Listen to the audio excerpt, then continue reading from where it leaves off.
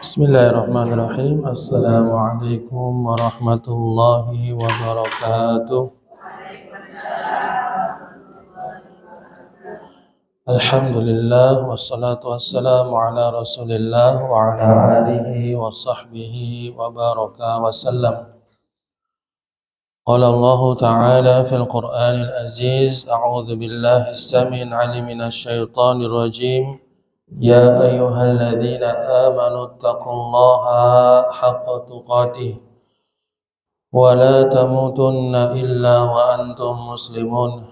Ya ayyuhan nasu taqu rabbakumul ladzi khalaqakum min nafsin wahidah wa khalaqa minha zawjaha wa batha minhuma rijalan katsiran wa nisaa'a wattaqullaha alladzi tasaaluna bihi wal arham innallaha kana 'alaikum raqiba. Allahumma salli wa sallim ala nabiyyina Muhammad wa ala alihi wa sahbihi wa baraka wa salam. Ibu-ibu sekalian dirahmati Allah Azza wa Jal, bersyukur kita kepada Allah Subhanahu wa taala, kita diberikan salah satu dari nikmat-nikmat Allah yang paling agung, yaitu nikmat kesehatan dan nikmat waktu luang. Dua nikmat inilah yang terkadang manusia itu lupakan. Nikmatani maghbunun katsirun minan nas as-sihhatu wal faragh. Dua nikmat yang manusia itu sering lupa, yaitu waktu sehat dan waktu luang. Nah, ketika diberikan waktu luang dan kesehatan, hendaknya seorang yang beriman dan bersyukur kepada Allah Subhanahu wa taala mengisinya dengan ketaatan kepada Allah Subhanahu wa taala. Dan salah satu ketaatan kepada Allah Subhanahu wa taala yaitu dengan menghadiri majelis ilmu. Karena kata Imam Ahmad rahimahullah ta'ala, ilmu itu salah satu dikatakan bermanfaat bagi seorang hamba manakala ilmu itu dengan taufik dari Allah mampu mengangkat kebodohan dari seseorang yang dulunya dia tidak tahu menjadi tahu. Namun sebelum kita masuk ke pembahasan pada pagi hari ini, yaitu sengketa dunia dan sengketa akhirat, izinkan kami untuk perkenalkan diri, Bu. Saya Teguh, kelahiran Biak, Papua, 39 tahun yang lalu.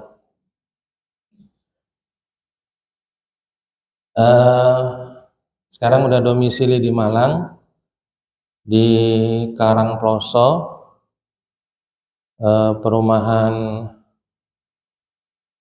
sampai lupa perumahan apa, Bu? Ya, sebelahnya, Bu. Ya, sebelahnya. Taman Sari, Perum Taman Sari. Ya. Donowari, dekatnya pasar Karangploso, belakangnya. Pokoknya situlah, Bu. Ya. Nanti Sherlock kena kok, Bu, rumahnya tahu. Di situ asalnya dari apa? Dari Biak, Papua. Ya, lahir di numpang lahir di sana, Bu. Ya. Ada lagi, Bu, yang mau ditanyakan? Ya, ya itu ya. Ada lagi nggak sih, Bu? Perkenalan itu aja ya. Sehari-hari ngajar di pesantren, di pondok pesantren Al-Firqah An-Najiyah. Ya, itu salah satu murid kami bawa santri pengabdian sekarang, biar ngikut. Ya. Sehari-hari ngajar di sana, ngajar mahasiswi S1 di sana. Baik, itu kita masuk ke materi, Bu, ya. Kayaknya nggak terlalu kenal ya, nama aja sudah cukup, ya. Sudah. Kita masuk ke tema ini, Ibu sekalian, yang mungkin sudah pernah dibahas cuma jarang dimurojaah. Saya ulangi ya. Tema ini mungkin ibu-ibu sudah pernah dengar, cuma jarang dimurojaah. Karena memang ilmu itu memang salah satu untuk bisa pemahaman terhadap ilmu itu dimurojaah. Banyak orang suka menuntut ilmu tapi jarang murojaah. Nah, fungsi jadi murojaah itu untuk remind, untuk pengingat. Karena kita ini kadang lupa ibu-ibu sekalian, ya. Karena sudah banyak yang kita tuntut ilmunya, ilmu sudah banyak sering kita dengar, akhirnya hal-hal yang menjadi fundamental, hal-hal yang menjadi dasar, ya, yang harus kita waspadai, itu kita lupa atau lalai. Nah, di sini ibu-ibu sekalian, kita masuk ke muqaddimah tentang sengketa dunia dan sengketa akhirat. Nanti kita akan bahas, kami kasih contoh-contohnya. Nah, ad-daruriyatu al-khamas. Islam datang untuk menjaga 5 hal penting. Jadi Allah menurunkan syariat Islam, mengutus Nabi SAW ini untuk minimal ada 5 hal penting ibu-ibu sekalian. Dijelaskan oleh Imam Al-Qurtubi, apa saja ibu-ibu sekalian yang dijaga oleh Islam itu? Kita lihat di sini. Yang pertama adalah Islam menjaga din atau agama. Jadi syariat Islam datang kepada kita, ya, inna dina indallahil Islam, dan Allah mengutus para nabi dan rasul, salah satunya Nabi SAW, untuk menyempurnakan syariat Islam ini adalah untuk menjaga agama. Kenapa kok menjaga agama? Agar membedakan manusia dengan makhluk Allah yang lainnya, ya, yaitu hewan, tumbuhan, ya. Menjaga agama agar seseorang itu dia berada di jalur yang benar, seorang hamba itu berada di jalur yang benar. Karena Allah berfirman, fa'alhamaha fujuraha wa taqwaha. Allah mengaruniakan seorang hamba itu al-fujur, itu sifat jelek, dan takwa itu sifat takwa.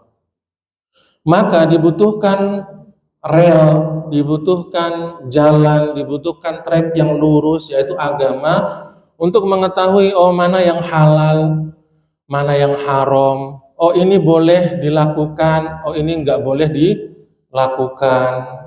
Ini benar apa tidak, Bu? Sebagai seorang istri, dia tahu agama mengatur kamu istri, berarti tugas istri seperti ini, kewajibannya seperti ini, haknya seperti ini. Kamu sebagai suami, tugasmu, hak dan kewajibanmu seperti ini. Ini halal, ini haram. Sehingga orang itu tidak seperti hewan, bebas gitu, tidak mau diatur. Sehingga apa? Sudah diatur saja masih tidak mau. Buktinya, Bu, ini buktinya loh, Bu, ya. Sudah diatur saja masih tidak mau. Kalau lampu hijau itu tandanya apa, Bu? Jalan. Lek lampu merah, lek lampu kuning, tambah kecepatan. S2. Lampu hijau jalan, lampu merah mandek, lampu kuning cari sopo, hati-hati. Mas cepetan mas, kuning. Masih sampai gopo, seto bunda lah. Gue itu data ya negara ono silup. Tahu silup, Bu? Polisi. Ono polisi sudah print. Saya mohon maaf Bapak, mungkin Bapak sedang kurang fokus. Itu saya pengerti tak pengalah. Udah diatur, coba dilarang puter balik. Banyak yang putar. Banyak apa tidak? Punya mata, punya telinga, Allah kasih pikiran, Allah kasih hati, berfungsi. Nah, itu puter, Pak. Padahal wis jelas itu loh, Bu. Udah jelas. Sejelas matahari di siang, bolong. Nah, ya itu buktinya, fungsinya punya agama seperti itu. Nah, di sini untuk menjaga, makanya Allah mengatakan, berfirman, wa ma khalaqtul jinna wal insa illa liya'budun. Allah tidak menciptakan bangsa jin dan manusia itu kecuali untuk beribadah. Jadi memang ibu-ibu, ayat ini sering diulang, sering kita dengar, cuma inilah inti kehidupan kita diciptakannya untuk ibadah. Sementara mencari nafkah, mencari harta dan sebagainya itu adalah pendukung saja. Tapi kita diciptakan ini memang untuk ibadah kepada Allah. Menyembah Allah Subhanahu wa taala, tidak menyekutukan Allah Subhanahu wa taala. Itu tujuan kita diciptakan itu. Makanya dibutuhkan agama. Pentingnya ilmu agama daripada ilmu-ilmu yang lain, Bu. Mohon maaf kalau yang ada guru matematika di sini atau guru yang lainnya di sini, mohon maaf ya. Kalau kita belajar matematika, ibu-ibu sekalian, dulu ibu-ibu kita pernah belajar namanya rumus trapesium, rumus jajaran genjang, rumus apa, Bu? Lingkaran. Coba ibu-ibu ke pasar, kanggo apa gak? Gak kanggo. Enggak kanggo. Tapi kalau ibu belajar ilmu agama, masuk pasar dapat itu. Masuk baca doa la ilaha illallah wahdahu la syarikalah, banyak yang memperselisihkan derajat hadis ini, ada yang bilang dhaif, ada yang bilang hasan, ada yang bilang sahih. Amalkan aja, masuk udah dapat agama, Bu, dapat pahala. Kemudian Allah merahmati orang yang menjual dan membeli dengan cara yang memudahkan, kadinyang sampai niki piro kangkung sampai dewola, wali sampai layu, Bu. Kang mene yang menong mengatus mas, saya mengatus. La haula wala quwata illa billah. Kula ane gak oleh samono lah, Bu. Itu dapat agama. Kalau dia ya sudah 2000. Saya mengatus wis 2000 tak kei. Dapat agama pahala. Masuk pasar. Ada kemudian ditipu, kemudian bersabar, dapat agama. Tapi ilmu yang lain belum tentu. Nggak bisa semuanya diaplikasikan. Tapi kalau ilmu agama pasti. Ibu belajar bab sabar, ibu belajar bab syukur, ibu belajar bab apa? Bab tazkiyatun nufus, ibu belajar bab sholat, pasti dilakukan dimanapun dan kapanpun. Sakit ya sholat, sehat ya sholat, di rumah sakit ya sholat, safar ya sholat. Inilah yang membedakan ilmu agama dengan ilmu yang lainnya. Dagang, yang satu jujur, yang satu enggak jujur, di sisi Allah berbeda. Jadi agama. Nongkrong, Bu, duduk, betul? Satunya di majelis ilmu, satunya di warung kopi. Di sisi Allah sama? Beda. Nah, itulah bedanya kalau kita belajar ilmu agama. Pasti diaplikasikan, pasti, Bu. Beda dengan ilmu-ilmu yang lainnya. Kadang lulusan teknik masuknya di selain teknik. Ya itu, jadi ilmunya nggak dipakai, kadang itu nggak dipakai. Tapi kalau ilmu agama pasti. Jadi Islam datang untuk menjaga agama ini. Yang kedua, Islam datang untuk menjaga jiwa seseorang. Gak oleh mateni wong karepe dhewe. Mangkel pateni ae, tidak boleh, haram. Ya, menjaga jiwa bagaimana? Menjaga jiwa silsilahnya Allah haramkan apa? Misalnya zina, itu Allah haramkan, tidak boleh karena bisa merusak jiwa dan keturunan. Ada juga poinnya nanti nomor 4. Dijaga jiwa ini, jangan sampai wala tulqu bi aidikum ila tahluka. Jangan sampai kita ini menjerumuskan diri kita kepada kebinasaan, tidak boleh. Melean, terlalu lama sering melean bisa merusak jiwa. Kemudian makan berlebihan bisa merusak jiwa. Makan makanan yang tidak halal atau haram itu juga bisa merusak jiwa. Kemudian ada sengketa, kemudian membunuh. Dijaga sama agama, jangan sampai jiwa ini rusak. Makanya ibu-ibu sekalian, kalau kita menjaga jiwa kita, fisik kita ini agar untuk bisa digunakan untuk beribadah kepada Allah. Al-mu'minun qawi ahabbu ilallah ila mu'minun dhaif.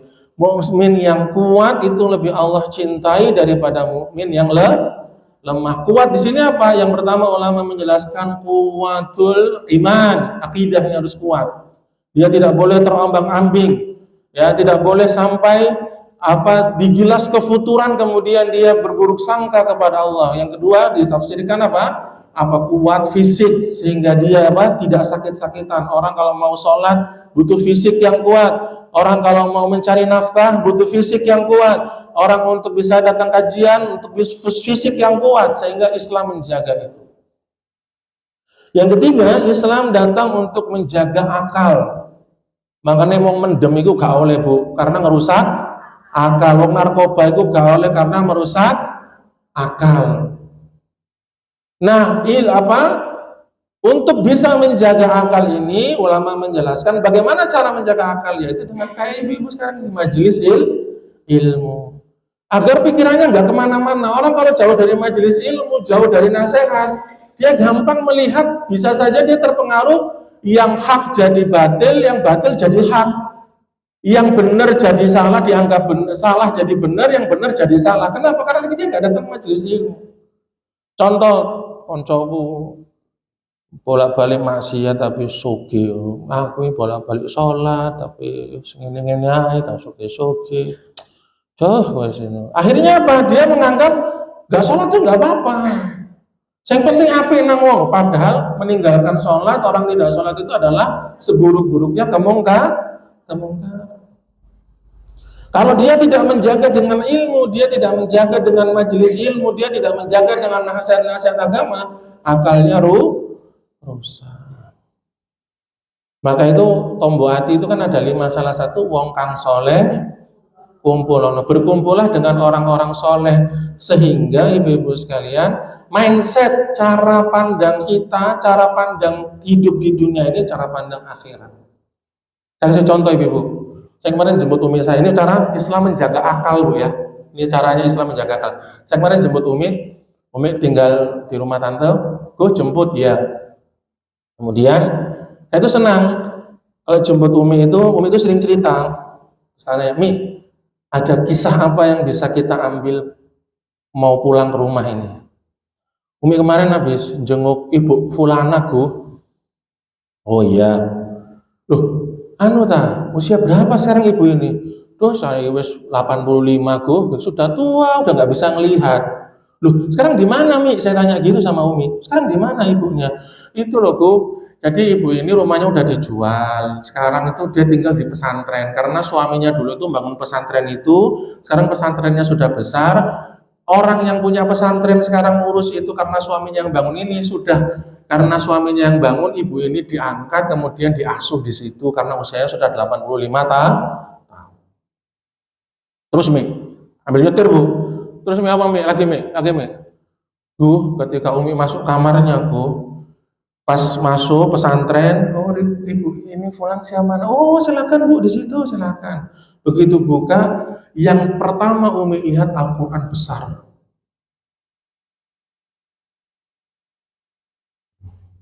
Al-Quran besar. Ibunya tuh sudah gak bisa melihat, ini ibu siapa? Nama ibu Umi saya Bu Halimah. Oh Bu Halimah, Masya Allah. Teguh gimana? Miranda gimana istri saya? Miranda gimana? Oh ini gimana? Oh ini Bu saya. Oh iya Masya Allah, Alhamdulillah. Tidak keluar dari lisannya kecuali tasbih, tahmid, tahlil, takbir.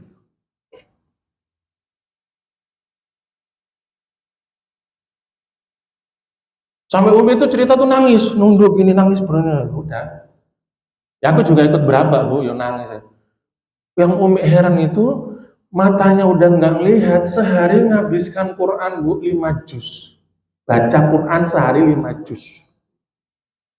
Allah butakan matanya, Allah ambil penglihatannya, tapi Allah buka basirohnya.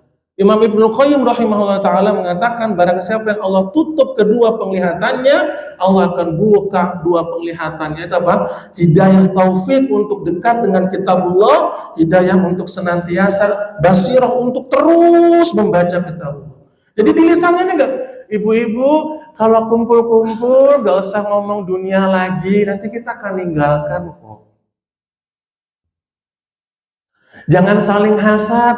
Ibu sudah puasa ayamul bid, jadi ngomongnya tuh bu akhirat aja. Ngomongnya akhirat. Ibu-ibu jangan saling hasad, udah nggak usah gibah-gibah ibu-ibu ya. Sudah kita sudah tua, sebentar lagi sudah diambil Allah Subhanahu wa taala. Iya sudah Bu ya. Jadi keluarnya ibu ini nggak ada, oh lagi belum bisa hadir, udah diajak tapi nggak bisa. Allahu Akbar, oh Subhanallah, keluar dari lisannya. Itu yang keluar Bu dari lisannya ibu saat ini 85 tahun. Jangan gibah-gibah lagi Bu, nggak usah ngomongin dunia kalau lagi kumpul-kumpul, nggak usah ngomongin dunia itu cuma sementara. Sudah ngomong akhirat aja, yang dibahas akhirat biar kita ini mindset Bu. Sehingga ibu yang dirahmati Allah Subhanahu wa taala, Ibnu Qayyim rahimahullah mengatakan, wahai imam, bagaimana kamu mengetahui Allah itu mencintai diriku ini? Ibnu Qayyim. Bagaimana ibu-ibu dan saya mengetahui Allah itu cinta dengan diri kita ini, Bu? Ibnu Qayyim menjelaskan seberapa sering kita berinteraksi dengan kitabullah, itulah kecintaan Allah kepada kita. Jadi diukur cinta Allah dengan kita itu diukur dengan Quran, Bu. Semakin sering kita berinteraksi dengan Al-Quran, itulah kecintaan Allah kepada kita. 5 juz, Bu. Berarti kalau kita mikir, berarti setiap sholat 1 juz. Tidak mungkin Allah itu tidak mencintai seorang hamba, tidak didekatkan dengan apa yang Allah firmankan, yaitu kalamullah. Logika berpikirnya kayak gitu, Bu. Makanya Ibnu Qayyim banyak di Talbisul Iblis, Ibnu Jauzi menjelaskan, ada orang ketika ditalkin Bu, la ilaha illallah malah nyanyi. Ada Bu? Ada. Nggak bisa bilang la ilaha illallah, dia malah nyanyi. Berarti nyanyi itu yang tiap hari diapakan Bu? Didengar. Ada orang ketika ditalkin, ibu-ibu sekalian dirahmati Allah Azza wa Jal, dia malah sekak. Berarti yang tiap hari yang dia lakukan sekak, main catur. Ada lagi yang ketika ditalkin la ilaha illallah, ibu-ibu sekalian, dia malah apa? Barang ini berapa, barang ini berapa. Jadi hidupnya tuh hanya untuk dagang, dia nggak ada mikir sedikit pun tentang akhirat, tuh nggak ada ibu-ibu sekalian. Wa'iyadzubillah. Bukan berarti dagang nggak boleh, tapi motivasi, obsesi dunianya seperti itu. Yang kedua ibu-ibu sekalian, kalau kita mau mengetahui cinta Allah, yang kedua yang kita mau mengetahui kondisi kalbu kita nih gimana, lihat lisan kita yang kita keluarkan dari lisan ini apa. Ternyata yang Allah izinkan keluar dari lisan ibu 85 tahun ini, ibu-ibu sekalian, tidak keluar kecuali kalimat yang Allah cintai. Subhanallah, walhamdulillah, wala ilaha illallah, wallahu akbar. Keluar dari lisannya hanya itu saja. Dia nggak mikir lombok, naik, tidak ada. Ini ibu-ibu sekalian, ada hamba kekasih Allah yang memang Allah tunjukkan itu. Jadi hikmah yang saya dapat dan saya dapat pun untuk membersihkan hati kita nih Bu. Islam datang untuk menjaga akal. Mungkin beliau udah pikun, tapi apa kata para ulama? Seorang akan dijaga dari kepikunan selama dia senantiasa berinteraksi dengan kitabullah. Kalau dia berinteraksi dengan kitabullah, apalagi dia menghafal, Allah hindarkan dari penyakit yang namanya pikun. Islam datang untuk menjaga akal. Yang kedua, yang keempat, Islam datang untuk menjaga keturunan. Agar keturunan itu tidak rusak. Tidak boleh sampai berzina, jangan. Ibu-ibu sekalian, itu bisa merusak yang namanya keturunan. Dan yang kelima, Islam datang untuk menjaga harta. Nggak boleh ngambil harta orang tanpa hak, nyolong, maling, nipu, jambret, nyopet, nggak boleh. Ya, kalau mau jual beli. Ya, Allah mengharamkan riba dan Allah memperbolehkan jual beli. Silahkan. Nah, apa hubungannya dengan sengketa dunia dan sengketa akhirat? Nah, 5 hal ini tadi yang ada hubungannya dengan materi kita pada pagi hari ini. Kita masuk ke sini. Ini masuk ke kaidah ibu-ibu. Sebagai seorang yang beriman, kita meyakini bahwa kehidupan ini tidak hanya berjalan satu kali. Ada kehidupan yang kedua, kehidupan yang isinya tentang hisab dan perhitungan. Cara kita hidup di dunia, nanti setelah kita wafat ada kehidupan kedua, ibu-ibu, kehidupan yang kekal, yaitu di akhirat nanti. Seseorang itu apakah dia ditentukan untuk masuknya surganya Allah Azza wa Jal, atau dia ditentukan untuk masuk di nerakanya Allah Azza wa Jal. Ini ditentukan pada saat kehidupan kita di dunia. Tidak ada lagi amal yang dilakukan.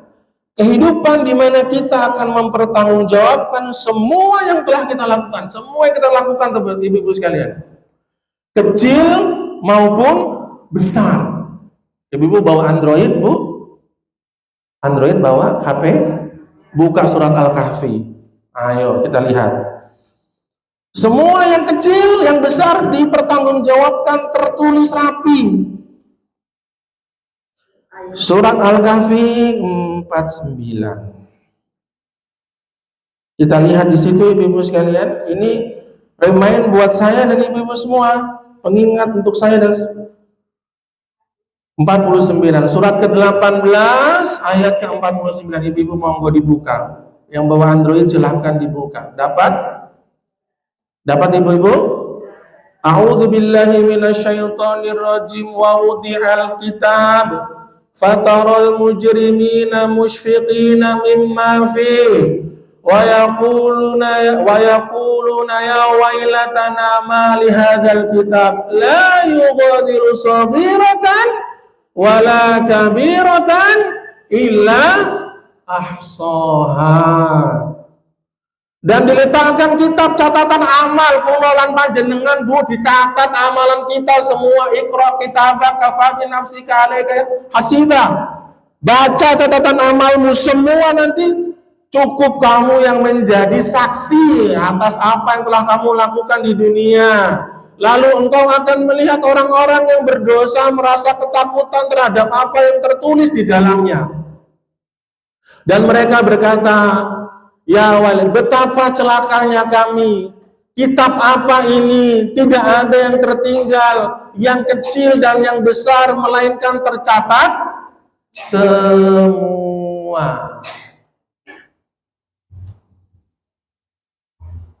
La yughadiru saghiratan wala kabiratan illa ahsaha wa wajadu ma 'amilu hadira wala yadlimu rabbuka ahada.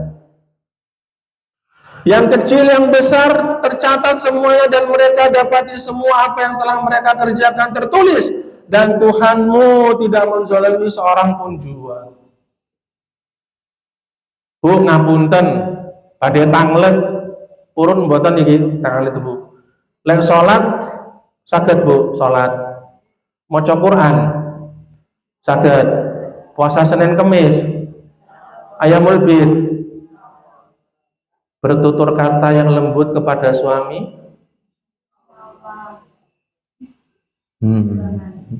Belum tentu semua istri bisa.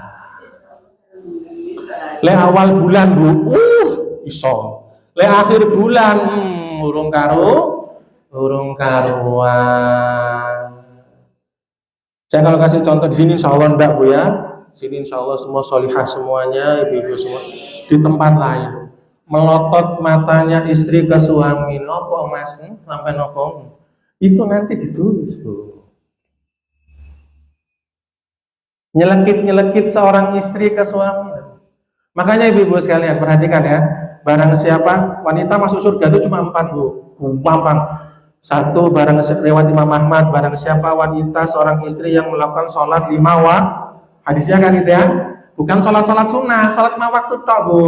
Yang kemudian puasa menjaga kemaluan, kehormatan, sama taat sama suami. Silahkan pilih pintu surga mana saja yang dikehendaki, pilih, Bu. Jadi wong wedok pun milih, Bu, panjenengan kalau disuruh milih kelambi seneng nggak, Bu? Ada hadiah dari papa, silahkan buka Shopee, pilih baju, nggak usah milih harga, nggak usah lihat harga, pokoknya yang mana papa bayar. Seneng nggak? Seneng nggak, Bu? Temenan ya, wah, sampai kok nggak yang 1 juta nggak apa-apa, cuma 1 juta lebih ya nggak apa-apa. Yes, kon milih, wong wedok kon milih saweneng, Bu. Mubeng pasar besar rong jam itu mek delok-delok tok. Milih. Ma ya apa ma? Gak ono sing cocok. Tunggu promo. Lu tunggu promo. Tadi itu ku dia Sopi taqabbalallahu minna amiku. Wong jam muter-muter gak oleh apa? Suruh milih. Ini kita suruh milih, Bu. Yang dua nih, menjaga kehormatan sama taat sama suami belum tentu bisa. Kalau dia suruh sholat malam bisa, Bu. Suruh baca Quran bisa. Jangan sampai nanti itu di yaumil akhir saling padu antara suami dan istri.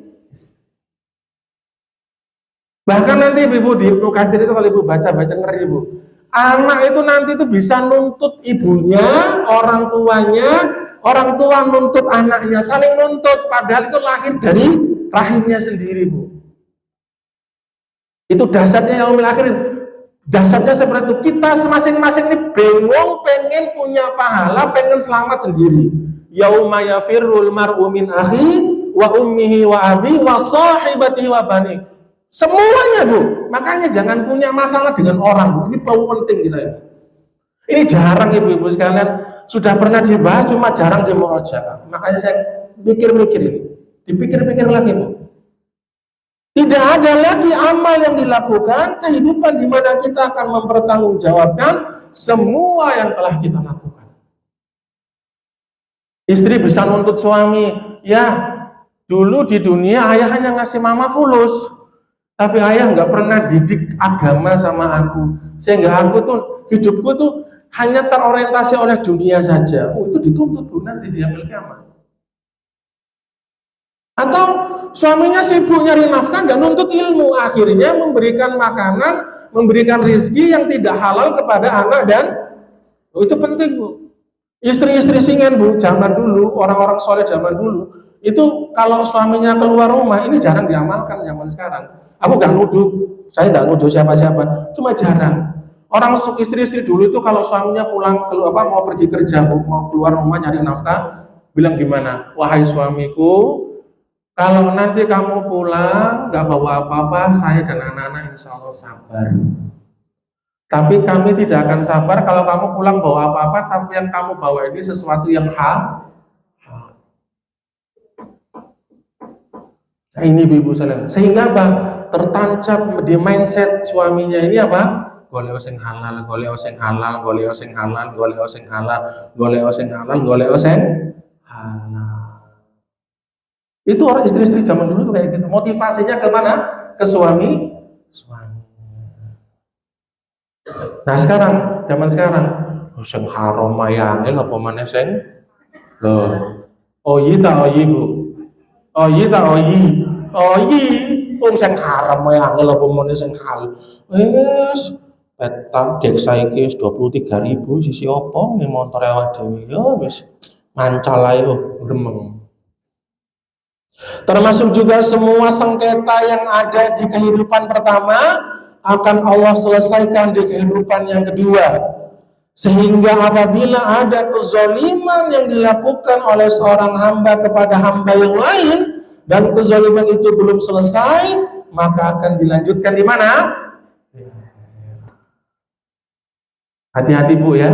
Kita ini harus banyak-banyak punya rumongso, punya rasa rumongso, harus pegang. Jangan sampai kita melakukan sesuatu ternyata apa yang kita lakukan itu menzolimi orang lain. Orang lain nggak bisa membela karena mungkin dia nggak punya power, dia nggak punya posisi, dia nggak punya acuan untuk membela. Tapi dia hanya mengangkat tangan, ya Allah, nanti ya saya mintanya di akhirat selesai, Bu, kita. Selesai. Ini ibu sekalian yang kata ini kadang-kadang ahli puasa, ahli tahajud, ahli sodako, tapi ada kezoliman, ini yang membuat kita bangkrut. Krut. Serius ini, Bu. Saya kasih contoh, Bu. Kita agak flashback 6 tahun yang lalu zaman COVID. COVID. Itu ada salah satu ibu-ibu dosen itu, ayahnya kan dokter, oleh wasilah COVID diambil sama Allah, meninggal. Keluarganya, ayahnya meninggal, ibunya meninggal, kakaknya meninggal. Kemudian dia terpapar COVID 4 bulan gak sembuh-sembuh. Masuklah WA, Assalamualaikum, Waalaikumsalam. Saat ini ada yang butuh apa? Seperti motivasi Ustaz, soalnya dia nggak sembuh-sembuh COVID, kayaknya sudah pengen ketakutan mati. Di swab, antigen, positif terus. Saya jelaskan tentang zikir. Ya, saya jelaskan tentang zikir. Bagaimana fadilah zikir dilakukan. Tenang Bu, sudah alhamdulillah Ustaz tenang. Tapi masih positif, masih ada was-wasnya. Terus saya mikir, tapi ini ibu-ibu yang dokter, mohon maaf ya Bu, mohon maaf saya tidak sedang mendiskreditkan bidang medis sedikit pun. Saya teringat dosa kepada Allah bisa taubat. Kalau dosa kepada manusia harus ditunaikan hak. Saya cuma tanya, mohon maaf Ibu, Bu nun sewu, nopo punya utang? Punya Ustaz.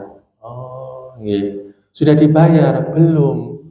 Boleh tahu alasannya Ibu tidak bayar utang? Kayaknya orangnya itu lagi gak butuh ya Ustaz. Kayaknya orangnya lagi gak butuh. Allahu Akbar.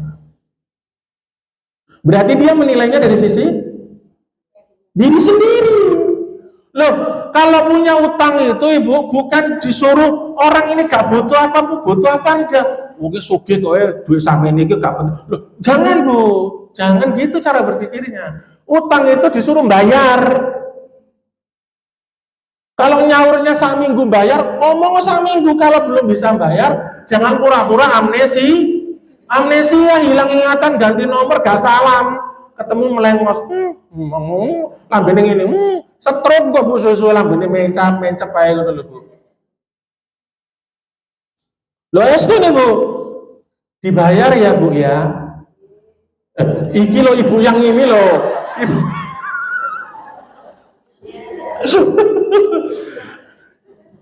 Dibayar. Akhirnya setelah tutup telepon, apa Ibu? Setelah tutup telepon, Ibu-ibu sekalian di WA, Ustadz jawabannya, gak apa-apa, jangan, aku lagi gak butuh, tetap bayar. Ya sudah kalau gitu masukkan ke tabungan keluarga aja. Jadi mereka nggak tahu punya acara apa, jadi punya tabungan keluarga. Nanti kalau misalnya ada acara apa, terus mereka pakai uang itu gitu loh. Jadi nggak langsung narik. Kalau langsung narik kan kadang-kadang nggak punya uang gitu Bu. Bu nggak punya uang apa nggak lagi pelit atau gimana nggak tahu ya Bu ya. Akhirnya gitu dikasih gitu. Subhanallah, dengan izin Allah Tabaraka wa Taala di swab negatif Bu. Jadi ibu-ibu sekalian menurut saya ya, ada di sini yang mungkin doanya sudah lama belum Allah kabulkan, ada Bu? Coba cek permasalahan kita, mungkin dengan manusia ada yang salah. Itu aja Bu. Dulu pernah gibahin orang, gibahin, aduh Bu, ya Allah, ngerasani, tapi dengan apa namanya embel-embel mengambil ibroh pelajaran. Yuki sajane awake dhewe tok Bu yo. Tapi kita bisa ngambil pelajaran dari kisah yang saya ceritakan. Sampai ngerti yu painten ta? Ngerti. Sampai ngerti ta? Apa? Painten ngerti ta? Ngerti lho, sing gak tau kajian tuh saya kandhane pegatan. Temenan apa pegatan? Ya Allah. Padahal bojone ku meneng. Pasti sing salah yo painten iki. Yo gak ngerti yo aku mek kandhane kok iso wong khusyuk koyo ngono sepegatan piye to yu. Yo hati-hati. Muka-muka setelah ini hati-hati ibu sekalian, hati-hati. Gimana hati-hati kalau ono gibah ono apa tuh? Ibu ngerti ya sampean? Enggak tahu, pengen ngerti blas itu bagus. Tapi kalau sudah sak jam itu Bu, sudah sak jam, ini sak jam, masya. Ya Allah, astagfirullah, ya Allah, astagfirullah, ya Allah, astagfirullah, ya Allah, astagfirullah. Sak jam Bu. Wah, aku iki gak melok gibah, tapi mek runggu sebelane tok, tapi mek krungu ya sama saja. Nah, hati-hati Bu. Ibu-ibu kalau makan daging busuk mau apa enggak?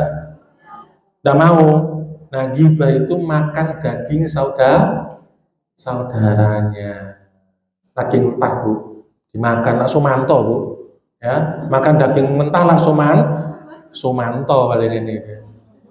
Tapi asik gak Bu? Gosip digosok makin sip. Wow. Kita ini kadang-kadang Ibu, ya ini hati-hati Bu, perkara gimana mending nggak tahu sudah Bu, nggak tahu. Habis kajian dicegat Ustaz, tahu enggak? Tahu ini tak? Ikan temannya sama anak. Iya, adik kelas. Ya tahu? Enggak. Tahu itu Ustaz. Ya sudah, biarin aja. Itu rumah tangganya dia. Tapi lah Ustaz harus nasihatin. Aku sudah nasihatin. Iya, sudah Bu. Ibu maaf ya Bu. Gitu. Daripada nanti ibu tahajud tadi malam, ibu sholat duha tadi, kumpul mari wis. Habis amalnya gara-gara apa? Rasa.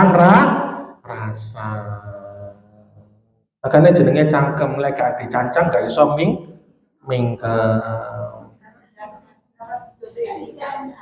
Cangkem.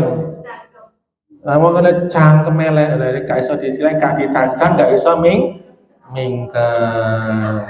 Ojo update status Bu. Wono diupdate status cangkem, ora Ustaz teguh. Waduh ya kacau ini ya. Sengketa dunia, sengketa akhirat. Sekarang kita lihat apa katanya daunnya Sayyidina Ali. Innal yauma amalan wala hisab. Ya, wa ghadan hisaban wala amal. Hari ini di dunia adalah hari untuk beramal, bukan hari untuk dihisab atau perhitungan. Jadi sekarang ini Bu, di dunia ini hari untuk beramal, amal, nggak ada hisab, nggak ada perhitungan sekarang ini. Makanya Sayyidina Umar bilang bagaimana? Sayyidina Umar kanjeng Sayyidina Umar mengatakan gimana? Jenengan itu kita ini harus banyak-banyak beramal. Amal mau kecil, mau besar, kecil, besar, yang penting perbanyak Bu. Ikhlas karena Allah. Kenapa? Karena kita tidak tahu dari amal-amal tersebut mana yang Allah terima. Perbanyak amal Bu. Jenengan misalnya nanti pulang ketemu ada paku di jalan, jangan diremehkan. Ambil, buat. Kalau di sini ada yang Ibu RT, Bu RW, Nun Sewu, saya minta tolong. Saya sudah ulang-ulang ini, polisi tidurnya ojo dubur-dubur, merusak sepedanya wong, merusak motornya wong. Kalau yang bisa kasih tahu nasihat Ibu RT, Bu RW bilang Bu. Sampai sini jelas apa enggak ini Bu? Bisa saja kita masuk surga dari polisi tidur. Loh, itu ini Bu, beneran ini. Hadis riwayat Imam Bukhari, Ibu sekalian, cabang iman itu ada 70, yang paling tinggi la ilaha illallah, yang paling rendah menyingkirkan rintangan di polisi tidur. Rintangan bukan? Oh, jadi main-main Bu. Ono pohon tumbang, oli kececer, bersihkan, golongan tutup, jangan diremehkan, masuk surga. Dan dengan itu Allah berterima kasih kepadanya dan Allah masukkan dia ke dalam syurga. Hati-hati lah Bu. Amalan sederhana menurut manusia, tapi karena dia ikhlas karena Allah menjadi amalan yang besar. Polisi tidur ojo dubur-dubur Bu. Guru saya itu pernah gonceng bapak-bapak pasang ring 4 di jantungnya. Alhamdulillah kita nggak ada ring-ringan Bu ya. Ring tinju ya Allah Bu ya. Ternyata ibu-ibu coba pas naik polisi tidur itu ibu-ibu sekalian kan rodok deg gitu ya. Bapaknya, aduh. Terus guru saya itu orangnya kan sensitif Bu, sensitif itu perasa. Mohon maaf Pak. Aduh udah pelan itu. Kenapa nggih? Ustaz. Habis pasang sakit ya Bu ya. Sakit ya Pak ya, sakit. Oh, hati-hati lah Bu. Bisa jadi polisi tidur yang kita pasang menyakiti orang yang habis pasang. Sederhana tak Bu? Nah, jangan sampai nanti yang membuat kita susah polisi tidur atau yang lainnya. Sedangkan besok di akhirat adalah hari perhitungan hisab dan bukan hari untuk beramal.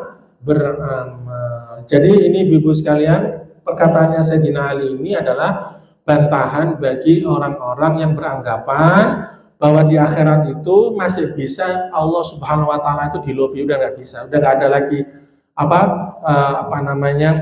pembelaan diri, nggak ada, sudah nggak bisa membela diri lagi. Yang ada adalah hari diperhitungkan.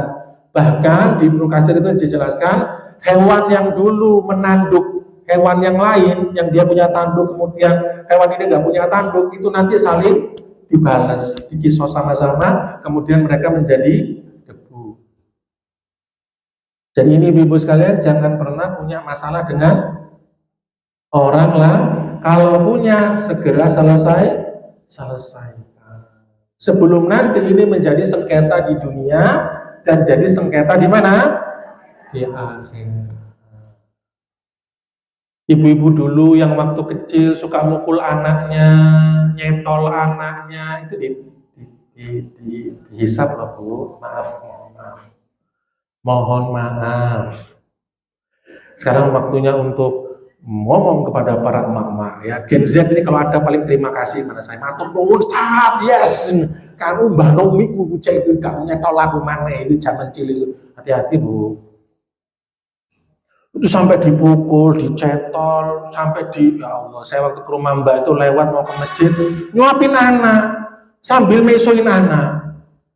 Nyuapin sambil mesoin. Tin, kok ini gak mangan-mangan? Kok? Ngono. Ono kangen dan burine hampir ngomong. Anak diceluk GLBK itu. Gitu Bu, itu nanti anak ini nuntut. Ya Allah, saya dibilang umi saya GLBK, dibilang mama saya GLBK, ngomongin GLBK. Minta maaf Bu sama anak Bu, minta maaf sudah. Lindo, minta maaf ya kalau dulu umi pernah kata-kata kasar. Ada anak itu ibu-ibu sekalian, saya tanya, kamu nih mondok ndak mau, sekolah umum ndak mau, Kak? Tanya, apa cita-citamu apa? YouTuber. Terus saya tanya, ibunya nih, Ustaz saya mondokkan anak. Terus saya tanya, Bu, dulu waktu marah sama anak ini pernah nggak keluar kata-kata yang nggak selamat? Sering Ustaz. Ya sudah itu Ibu taubatin satu. Anaknya sampai mukul gini, mau mukul ibunya, bawa pisau. Gara-gara nggak dibolehin apa? Main game. Tapi saya bilang, coba lisanin hati-hati ya. Apalagi seorang ibu sudah pernah dengar kisahnya ibunya Sesudes? Sudah pernah kan? Nah ya sudah, itu kayak gitu. Hati-hati, ibu terutama ibu. Nah sekarang kita bahas ibu-ibu surat Az-Zumar ayat ke-30 sampai ke-31. Sudah. A'udzubillahi minasyaitonirrajim. Innaka mayyitun wa innahum mayyitun tsumma innakum yaumal qiyamati 'inda rabbikum takhtasimun. Sesungguhnya kamu akan mati dan sesungguhnya mereka akan mati pula. Kemudian sesungguhnya kamu pada hari kiamat akan berbantah-bantahan di hadapan Tuhan. Surat Az-Zumar ayat ke-30 sampai ke-31. Kita lihat sekarang penjelasan Ibnu Katsir dalam tafsirnya. Ayat ini kembali kemana? Az-Zumar ayat ke-30 ke-31. Meskipun teksnya menyebutkan tentang sengketa antara orang mukmin dengan orang kafir yang mereka nanti akan berdebat di hadapan Allah di akhirat, namun konteksnya bisa dibawa pada semua orang yang berselisih ketika di mana? Di dunia. Jadi sesama muslim yang berselisih itu nanti juga masuk ayat ini, kata Imam Ibnu Katsir. Semuanya akan diselesaikan di akhirat nanti. Perkara di akhirat diselesaikan. Artinya semua bentuk sengketa, perselisihan, ketidakadilan, atau bahkan ketidaknyamanan. Ingat ibu-ibu, ketidakadilan, ketidaknyamanan ini berkaitan dengan apa? Perasaan. Parkir mobil depan rumah orang, tetangga lagi sakit, dia ada hajat, izin lah Bu. Jangan sampai itu menyebabkan konflik. Atau misalnya cuci mobil, airnya sampai ke rumah mana Bu, tapi dia cuek, tetangganya nggak bisa buat apa-apa, cuma hati-hati ya. Semua akan ditegak keadilan di akhirat kelak di hadapan Allah Subhanahu wa ta'ala.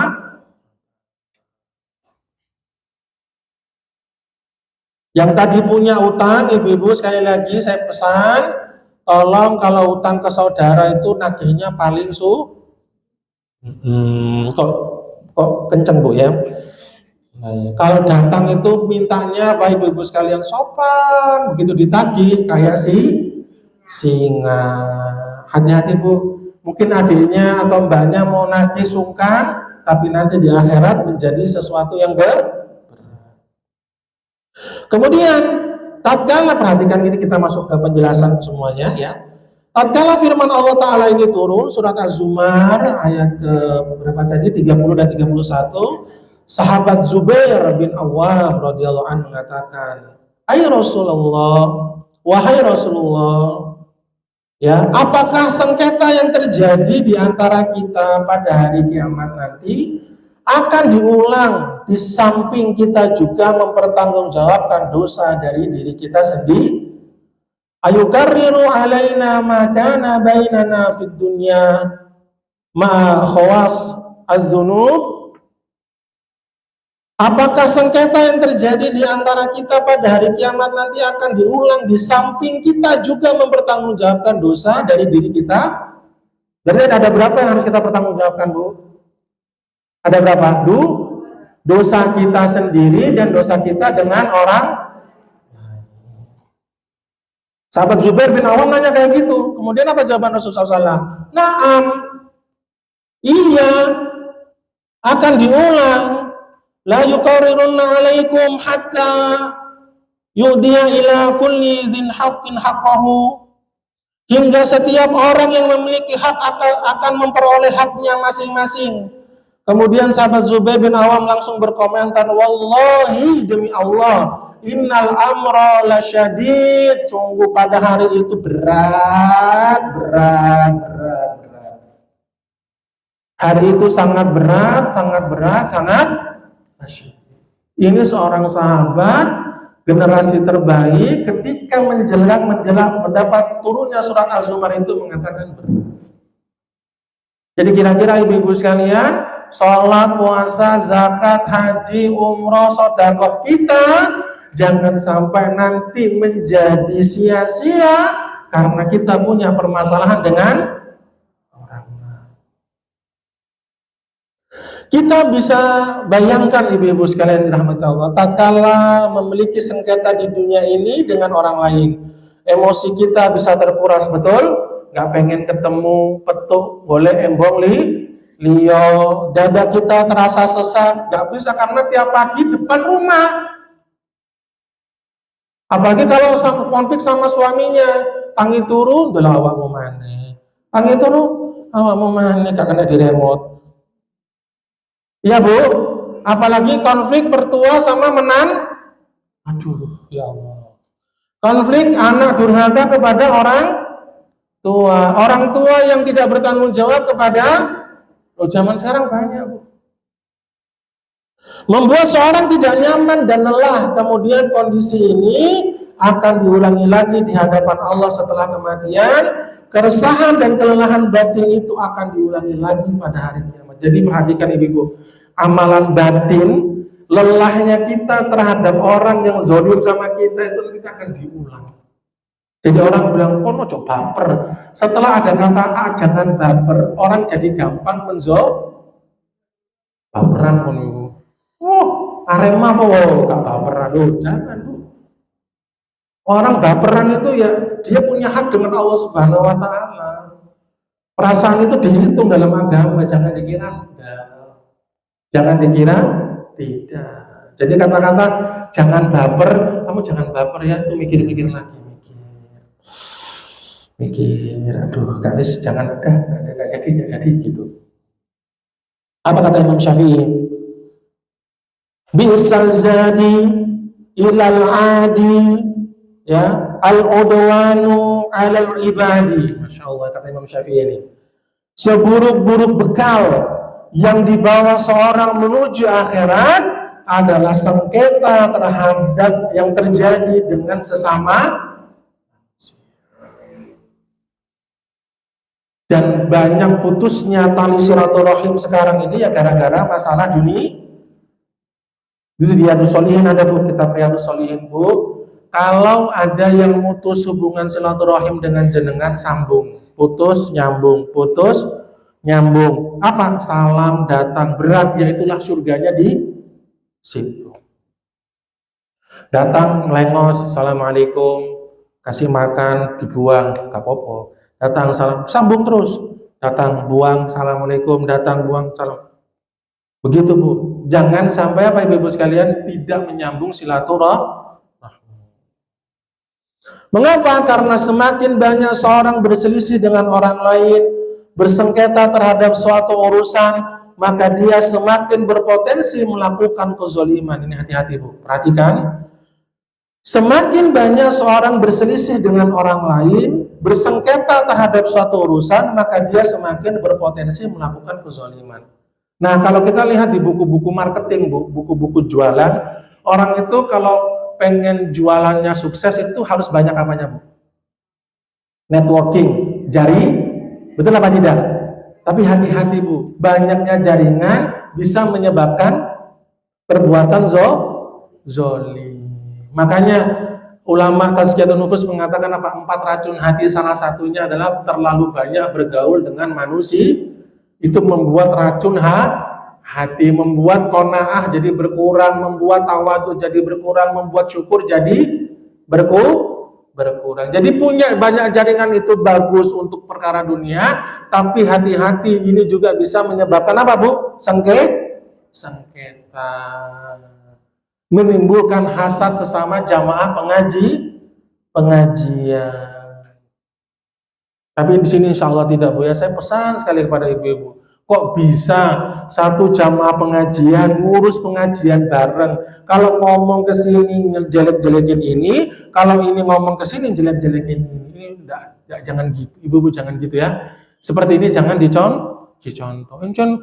Ibu itu Ustaz, mungkin lagi geblek banyak masalah, mungkin lagi sama suaminya nggak akur. Loh, ngomong ke saya gitu. Ini ngomong itu lagi gitu, padahal ngurus kajian bareng.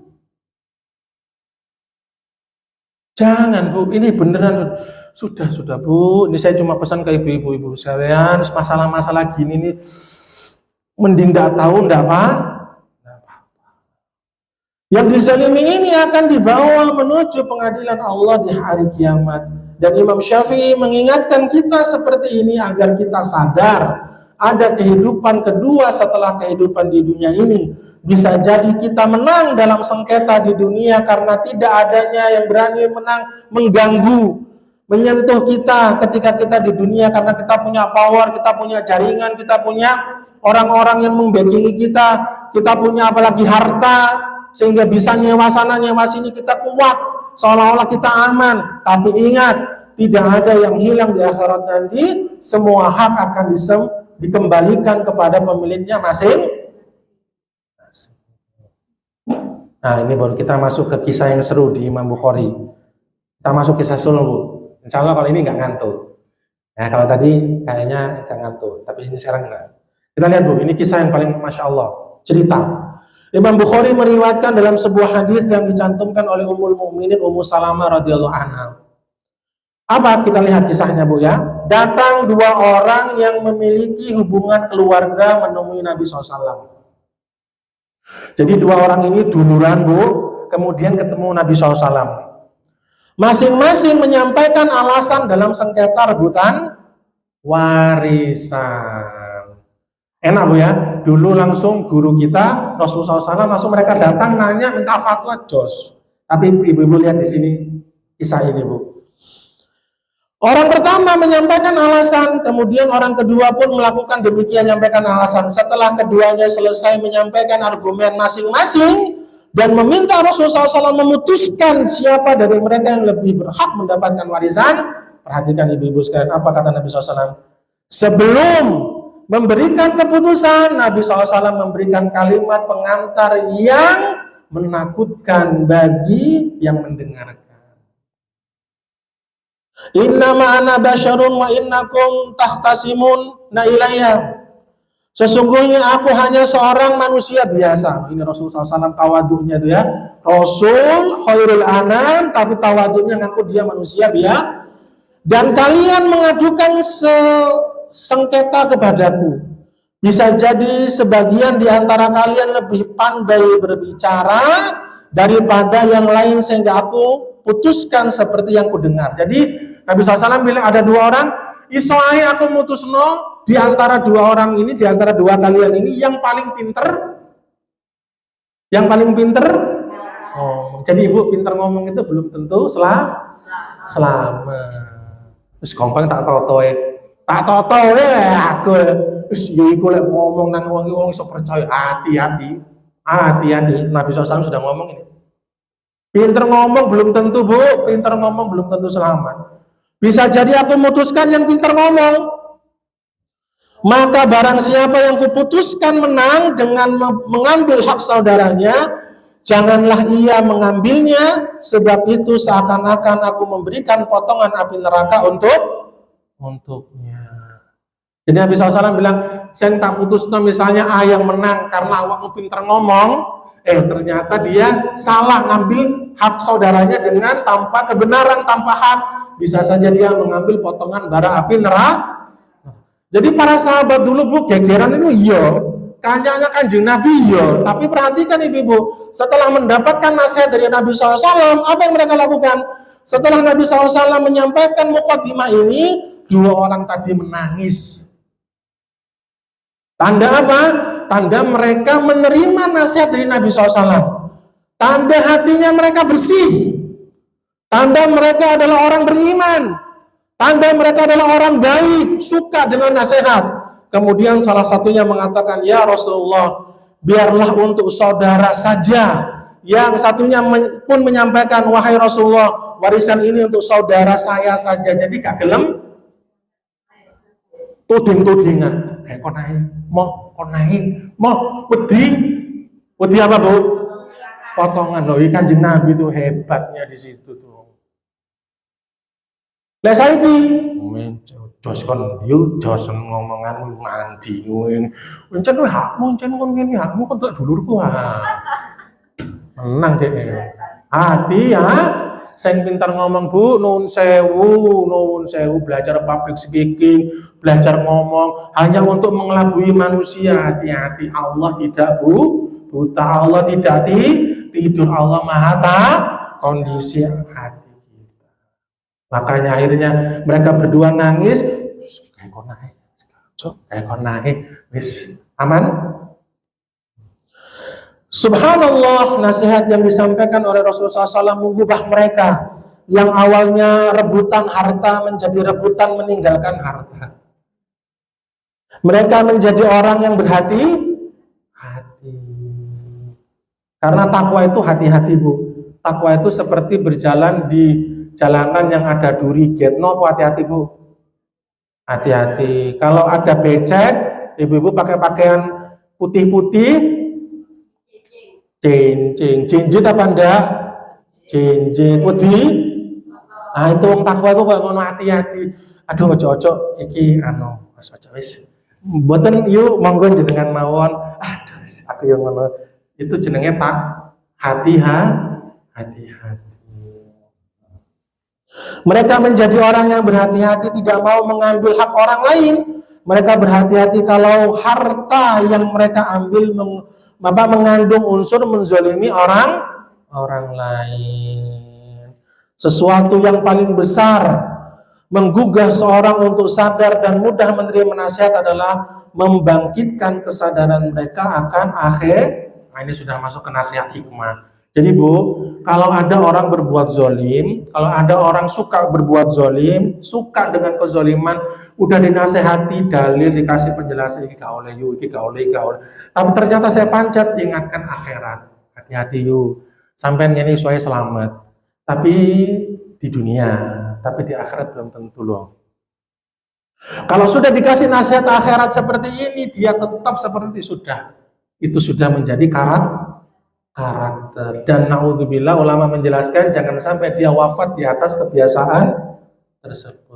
Ketika seorang sadar adanya kehidupan setelah kematian, ketika seorang sadar kalau di antara dia nanti akan dihadapkan kepada Allah dan dia tahu semuanya yang belum selesai nanti akan diselesaikan di akhirat, orang akan menjadi lebih waspada. Jadi hati-hati itu sikap orang bertakwa.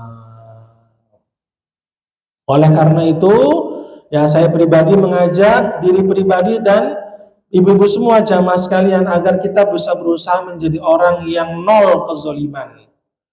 Bagaimana caranya? Jangan sampai kita meninggalkan ada hak orang lain yang belum selesai. Segera kita tunaikan tatkala kita masih hidup. Bentuk kezaliman apapun, baik dalam masalah harta, kehormatan orang lain atau dalam bentuk lainnya, segera kita selesaikan dengan cara meminta maaf atau mengambil hak yang kita ambil secara zalim di akhirat nanti. Dinar dan dirham, dolar, rupiah, real dan seterusnya, mata uang apapun tidak bisa dijadikan alat bayar, semuanya diselesaikan dengan dosa dan pahala. Wallahu a'lamu bishawab. Kalau ada yang mau ditanyakan silakan.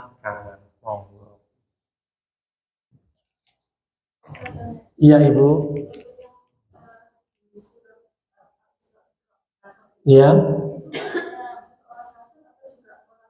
Muslim.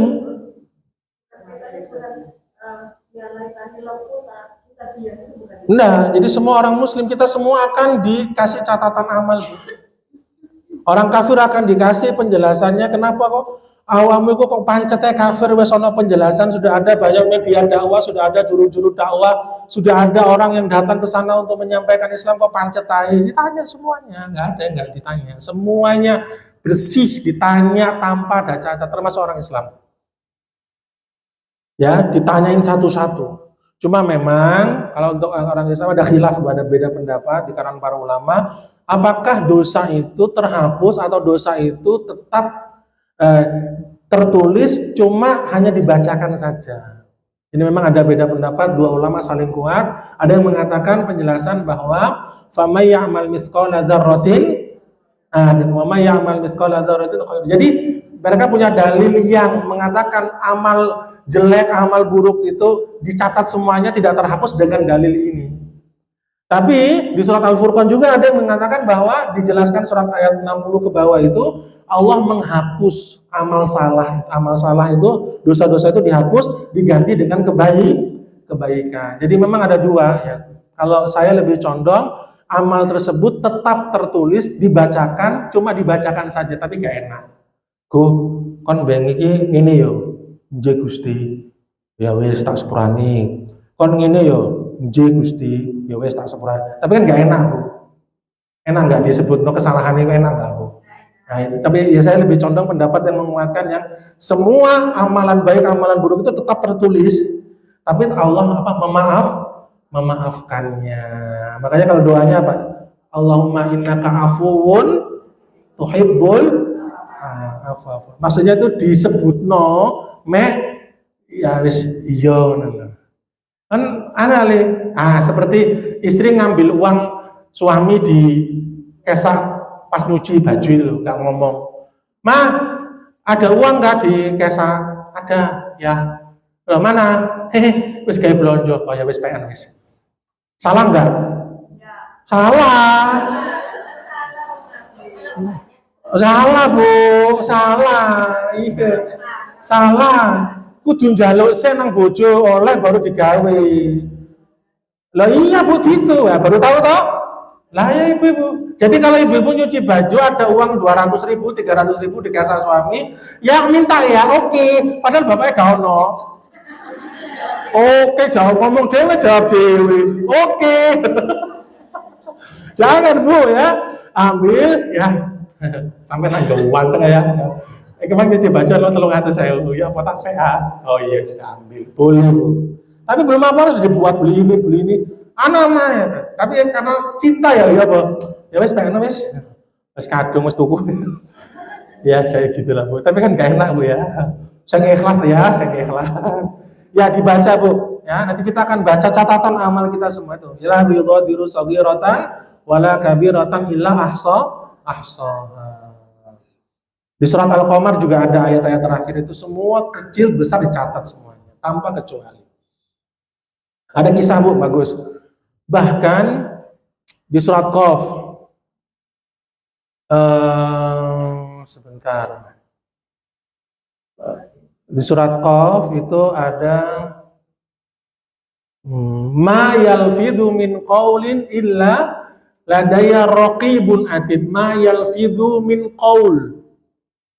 Tidak tersisa dari ucapan ini kecuali raqib dan atid itu mencatat. Nah, ketika Imam Ahmad, ibu-ibu sekalian, menjelaskan ini, ibu-ibu sekalian, bahkan rintihan orang yang sakit, Imam Ahmad pada saat itu sakit, kemudian beliau itu merintih, Bu. Jenenge wong loro kan merintih, Bu. Aduh lorone, aduh gitu. Kemudian dibacakan ayat ini, wahai Imam, Allah berfirman, ma yalfidhu qaulin illa ladayya raqibun atid. Langsung Imam Ahmad nutup mulutnya kuat-kuat. Gak mau rintihannya itu dicatat. Imam Ahmad nutup. Saking apa, Bu? Apalagi ya Allah, malah jan biar ijo royo-royo saiki ijo ruko-ruko. Nggih, Bu. Malam biar ijo royo saiki ijo ruko-ruko. Nah, itu dicatat. Waduh ya Allah, update status 16 derajat, 15 derajat, ini waduh dicatat. Sebenarnya Bu, ya mohon maaf ya, kalau Ibu tanya gitu, kalau guru saya itu kalau ngajar nggak yes Bu, nggak kayak kita ini sok kemennya, tapi alim, orang alim.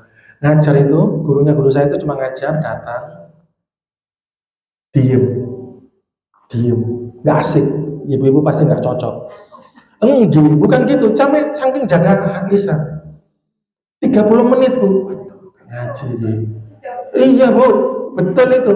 Mungkin kalau ibu melihat, oke kok lebay ya? Enggak, baru tahu itu setelah ngerti ini.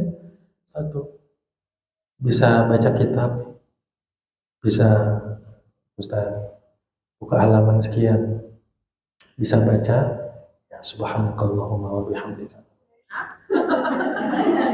Gak enak toh? Gak enak. Aslinya aku gak pengen disuting, takut viral. Soalnya guru saya gak mau disuting, kadung Bu ya. Karena wong kok gede men. Ya sudah itu aja. Ya Allah a'lam bishawab. Dicatat dan dibaca kita semua. Ada lagi silakan.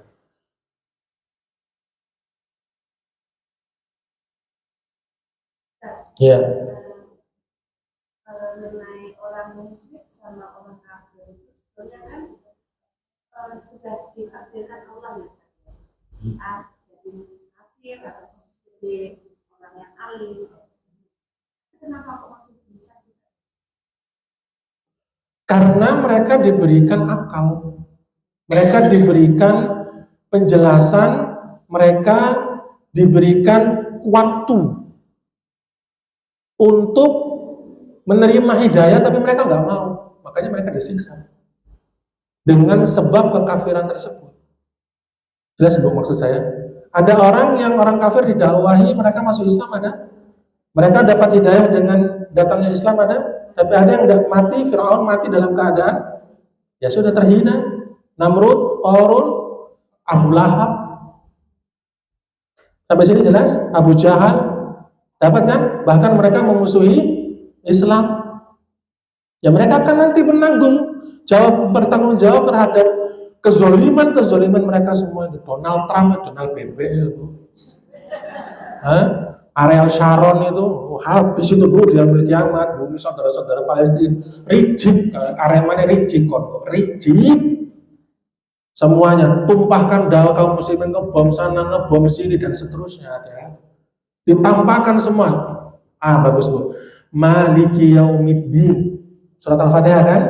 Pada saat itu Ibu buka Ibnu Katsir, Allah pada saat itu menyombongkan dirinya.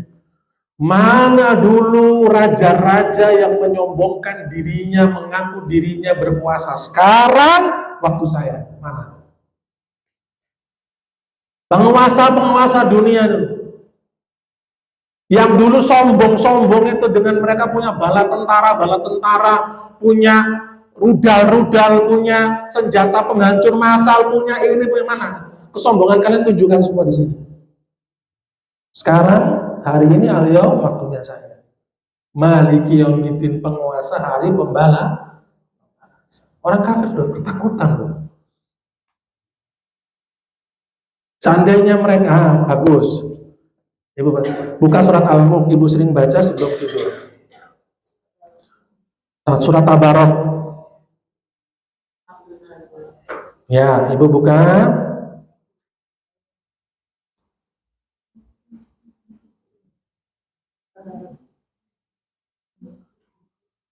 Ayat 6 sampai di bawah, kita lihat.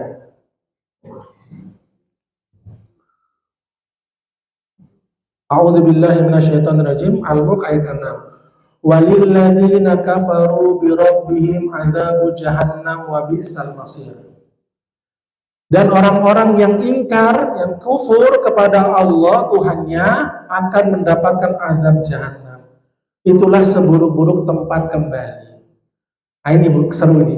Idza ulqu fiha sami'u laha syahiqan wa hiya tafur. Apabila mereka dilemparkan ke dalamnya neraka, mereka mendengar suara neraka itu yang mengerikan, sedangkan neraka itu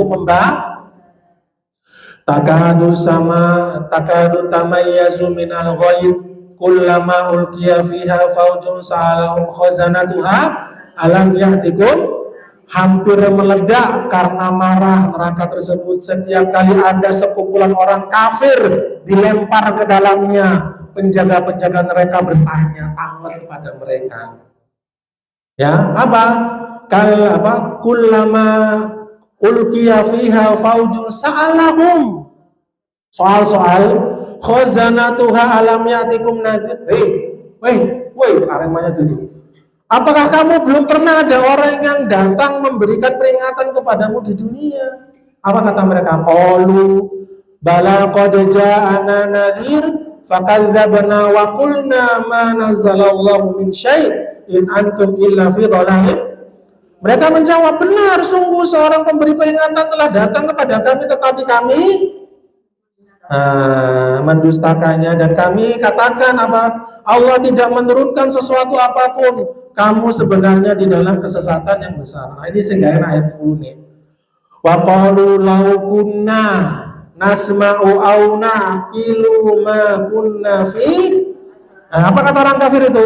Dan mereka berkata, sekiranya dulu kami mendengar duwe kuping, au naqilu atau memikirkan peringatan, duwe otak, punya akal, tentulah kami tidak termasuk penghuni neraka yang menyala-nyala. Berfungsi? Enggak. Tetap orang kafir itu gitu.